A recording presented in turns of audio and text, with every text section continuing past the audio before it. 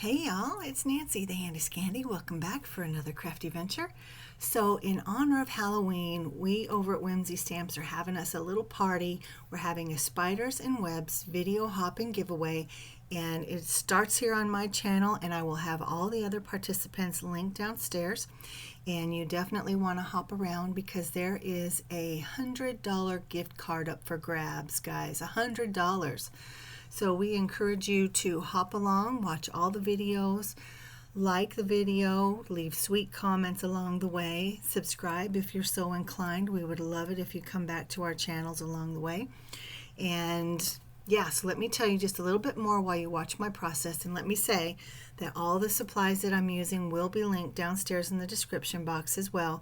And yeah, here we go. So first of all, this giveaway is not in any way associated or affiliated with YouTube or any other company. It's all Whimsy, and Whimsy sponsors all the giveaway products. Again, the official rules as well as all of my supplies are going to be listed downstairs in the description box. But everybody must be 18 years or older to participate.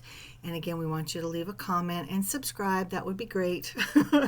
And it's a short giveaway, so it ends at 11:59 on Monday the 26th, and the winner will be announced on Wednesday the 28th on the Whimsy Stamps channel. So you want to be sure to check back. Again, all those details and the finer points are downstairs in the description box, but I just wanted you to know that. But $100 gift card. And there's only 4 of us participating, so it's fairly quick and easy to hop along and leave some love and get some amazing inspiration. I've said before that I'm so honored to be a part of the Whimsy Stamps design team, and this is just one of the amazing things that we're doing. So, on to my video. I have a lot going on. This ends up not being a card. It was going to be a card. It was going to be a 5x7 card. And then this project took on a life of its own. So the substrate that I'm using is watercolor card. I hope you saw that in the beginning. I had a big, it was 10x7 piece of cardstock cut. I was going to fold that in half and have 5x7 card. And then my watercolor card is also 5x7. And I wanted something heavy because I'm putting a lot of stuff on this. So you saw that I've already done the stenciling with the Whimsy Stamps brick stencil and some modeling paste. Now I'm adding some texture, some crackle texture paste, as well as the grit paste, because I want this to look like a really worn, really grungy brick wall. And then you can see that I've used this frame die as well from Whimsy, and I've added the grit paste and the crackle paste as well, and you can see those details as it dries. You can kind of see with all those die cuts up there at the top kind of what my thought process is. And I know that this doesn't make sense right now, but this is mostly going to be texture. I'm about to cover it all with some gesso so it all becomes white or white-ish. And I snip off the edges, all those excess hanging off the edges. And in the end, the spiders are very, very subtle, but they do look like, I don't know, engraving or carvings into a brick wall or an old stone wall. And the same with the spider webs. I think overall it's a really cool effect, but you guys tell me once we get to the end. So on this piece of cardstock, I have the gesso, of course, then I have the spiders are adhered down, and I have the texture paste through the stencil. I have the crackle paste, and I have the grit paste. So a lot of different mediums already. So if you didn't understand what mixed media was, this is definitely a mixed media project. And basically what that means is that there are a variety, excuse me, a variety of different mediums used in the project. So I'm adding the gesso to the frame as well. I set them both aside to dry. I even hit them with the heat tool, and that background, to be honest, is still wet when I put the whole project together. But you can see now that I'm adding some color. I'm using my Distress Spray Stains. I love it with the, what is it? Antique Linen and Wild Honey. And here I'm adding just a little bit of, nope, I did it earlier, a little bit of Ice Spruce just to give those lumpy parts some mossy look to them. And here I have the Antique Linen and the Wild Honey, and then this is where I go wrong, and I wish that I had not added the fired brick. But it's a brick wall, so in my head it needed that brick red, and I wish I hadn't done that. But I add so many layers of colorant that you don't even notice that orange really in the end, except nice little pops of color underneath.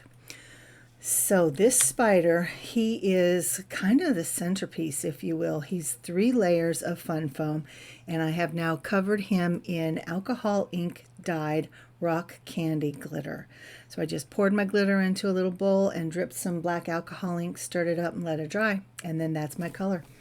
So here I'm just adding some more grunge along the edges just to make it look weathered and worn and dirty and crusty with some brown ink and some black soot as well. And I've got this teeny tiny little brush that was just perfect for kind of tapping and dabbing on the grunginess. And guys, when I tell you that I've had something in my stash for 20 years, I'm serious. 20, maybe even longer. This reindeer moss, I think it's reindeer moss, is one of those things. It's literally been in my stash since my adult children were littles. So when it came time to do this project, I knew that I had a bag of moss somewhere, and so the hunt was on, and I found it. And I feel like this is really where, I mean, it started to come to life when I started adding color, but this is where I think the direction is finally kind of solid in my head. So just adding where I feel like moss would grow on there, you know, on the bottom and where the beams would meet. And then you saw me kind of auditioning my little spider there in the biggest part of the web just to make sure that he was going to work. So here you can see my background. You can see that it's very different from the last time you saw it. Now in the middle where all that color is just because there was no gesso there. But I'm adding some more of that antique linen as well as a little bit more of the wild honey. And they still have kind of a yellowy, or not a yellowy, kind of an orangey red tint to them, but the fired brick was just too bold. So I've added some more color just to certain spots. I really wanted the grunge and the crackle to show.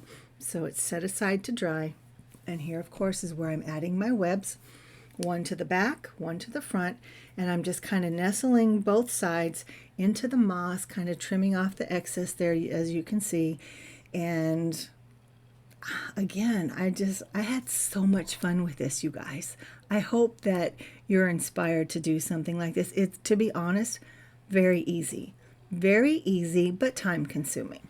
So that's kind of the direction I'm heading in, and then my camera died. So I do apologize. But we'll look at the details, and I'll try to walk you through as we kind of bring this to a close. So you can see that I am literally just hot gluing it into this frame. This frame was in my stash. I love it. I use it for different things every year. And yeah, I mean, it can take some wear and tear. So hot gluing things right onto the frame, never messed it up before. So I figured, why not just do it again? You can see that my creepy glittery spider is on an action wobbler. So he doesn't move incredibly freely, but he does move. And so as it says creepy, that adds to the creep factor. So those letters are covered in the not gouache, the same sprays and texture paste as the frame and the background. And I just literally glued them right into the moss. Now, if you look down at the bottom, there's 2 different mosses. One is sisal, or some call it elixir, and I have sprayed that with some black soot distress oxide spray and let it dry. And then I literally just kind of pulled it apart and draped it across the bottom, and then I hot glued some more of the reindeer moss down in there, and then I glued my letters. I used hot glue. If you didn't notice, hot glue has been my friend for this project. So that's how I got everything in place, obviously on the top part as well as on the bottom. I hot glued all the mosses in and the letters. So guys, I know that I have gone a mile a minute. I do apologize. I feel like I've rushed through this. But as we take a look at these final moments and then some still shots, just let me encourage you, if you have any questions, definitely comments, drop them downstairs. I love to engage with you guys down in the comments. And of course, if you want to get entered for that $100 gift card, you need to leave a comment on every stop. And of course, hit that like button, subscribe to each different channel if you feel so inclined. There, like I said, there are just 4 of us on the video design team. Keep in mind that I'll have the next person in the lineup linked downstairs, and I will try to have the entire lineup linked down there for you. So it'll be fun and lots of inspiration, you guys. Everybody's doing something different. We all use the same products, the same spiders and webs, but we come up with something completely different. So thank you for spending some time with me today. I'm always honored and humbled by the time that you spend with me and by your sweet engagement and the comments that you leave. So I thank you. And guys, until next time, this has been Nancy, the Handy Scandy, for the Spiders and Webs video hop and giveaway for the Whimsy stamps. And until next time, mwah, I am out.